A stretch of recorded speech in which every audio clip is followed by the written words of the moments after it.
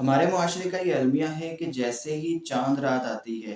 تو لوگوں کے احوال اور ان کے صورتحال دیکھ کے یوں لگتا ہے کہ جیسے پورے 30 دن ان پر کوئی پابندی تھی اور آج ان سے وہ پابندی ختم ہو گئی ہے، کہ پورے 30 دن جبرن ان کو کہا جا رہا تھا کہ آپ نے نماز پڑھنی ہے، قرآن پاک کی تلاوت کرنی ہے، تراویح پڑھنی ہے، قیام کرنا ہے، روزے رکھنے ہیں، اور جیسے ہی چاند رات آئی لہٰذا اب وہ ساری پابندیاں ختم ہو گئی ہے۔ اب نہ نماز کی ضرورت ہے، نہ قیام کی ضرورت ہے، نہ تلاوت کلام پاک کی ضرورت ہے۔ یہاں تک کہ بعض لوگوں کے رویوں کو دیکھ کے تو یوں لگتا ہے کہ جیسے پورے 30 دن گناہوں پر پابندی تھی اور اب ان کو گناہ کرنے کی پرمیشن مل گئی ہے۔ معاذ اللہ بعض لوگوں کے افعال تو یوں دیکھے جاتے ہیں کہ پورے 30 دن وہ داڑھی نہیں کٹاتے لیکن چاند رات کو وہ داڑھی کٹاتے ہیں۔ اسی طرح بہت سے ایسے گناہ ہوتے ہیں کہ جن سے وہ بچے ہوتے ہیں پورے 30 دن، لیکن چاند رات کو وہ سارے گناہ کرتے ہیں، کہ پورے 30 دن نظروں کی حفاظت رہتی ہے لیکن چاند رات کو بازاروں میں نکل جاتے ہیں اور نظروں کی حفاظت نہیں کرتے۔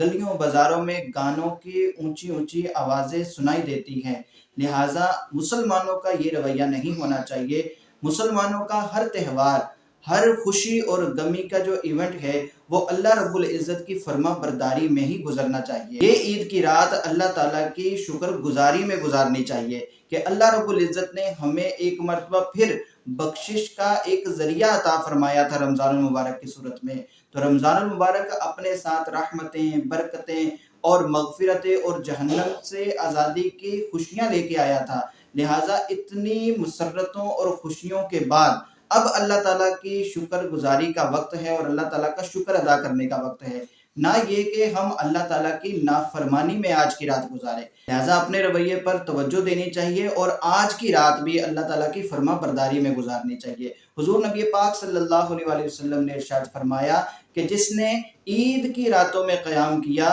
تو اس دن اس کا دل مردہ نہیں ہوگا جس دن دوسرے لوگوں کا دل مردہ ہوگا، یعنی وہ لوگ جنہوں نے اپنی زندگیاں فسق و فجور میں گزاری، اللہ تعالیٰ کی نافرمانی میں گزاری، جس دن ان کا دل مردہ ہوگا، یہ عید کی رات کو قیام کرنے والا اپنے زندہ دل کے ساتھ وہاں موجود ہوگا۔ لہٰذا اگر آپ چاہتے ہیں کہ آپ کا دل زندہ رہے تو آج کی رات قیام ضروری ہے۔ اور اسی طرح پیارے آقا صلی اللہ علیہ وآلہ وسلم کا فرمان عالی شان ہے کہ اللہ رب العزت رمضان کی ہر رات میں 10 لاکھ افراد کی بخشش فرماتا ہے، اور جب چاند رات آتی ہے تو جتنے لوگوں کی بخشش پورے رمضان میں ہوئی ہوتی ہے اتنے لوگوں کی بخشش اس ایک رات میں ہوتی ہے۔ لہٰذا ہمیں یہ رات بھی اللہ تعالیٰ کی فرما برداری، اس کے ذکر، تلاوت کلام پاک میں گزارنی چاہیے، نہ یہ کہ اللہ اور اس کے رسول کی نافرمانی میں گزارنی چاہیے۔ اللہ رب العزت ہمیں عمل کرنے کی توفیق عطا فرمائے۔